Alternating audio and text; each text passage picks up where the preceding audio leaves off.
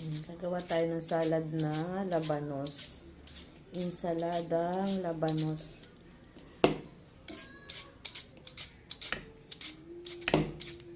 Iwain natin ng maninipis. Ayan.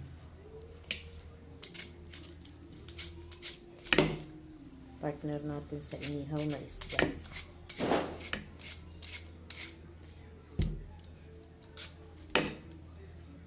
Ayan na yung ating labanos na in-slice ng maninipis.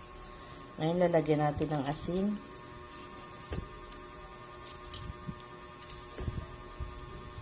Tsaka natin lalamasin siya para mawala po yung katas. Pag nalamas na natin at may katas na siya, magsasabaw yan sa sabaw.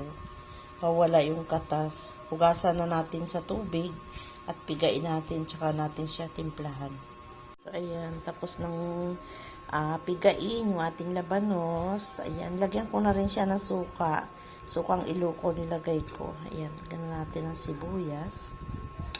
Ang sarap nito, try nyo to. Sarap yan. Kamatis. Isa lang nilagay kong kamatis kasi napakamahal ng presyo ng kamatis. Naku po, Diyos ko.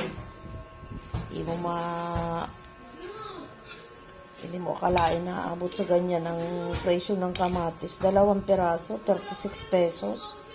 Ano ba naman yun? Saan ba naman ang katarungan ng ano natin? 36 pesos.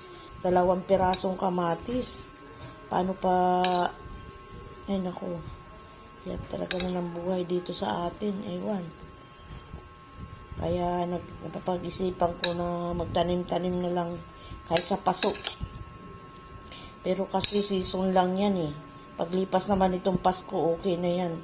So, ayan lang ang ating salad na labanos. So, kung nakukulangan kayo sa lasa, pwede nyo dagdagan ng kung anong kulang dyan. Pwede nyo lagyan ng sili kung gusto nyo na medyo maanghang. Yan, ganyan lang kasimple yung ating inihaw na, ganyan lang kasimple yung ating insaladang labanos. Iniisip ko kasi yung partner niyan. May kapartner yan na inihaw na isda. Mamaya. Ayan. Ito ang partner ng aking labanos na insalada. Inihaw na galunggong, malalaking galunggong. So, ayan.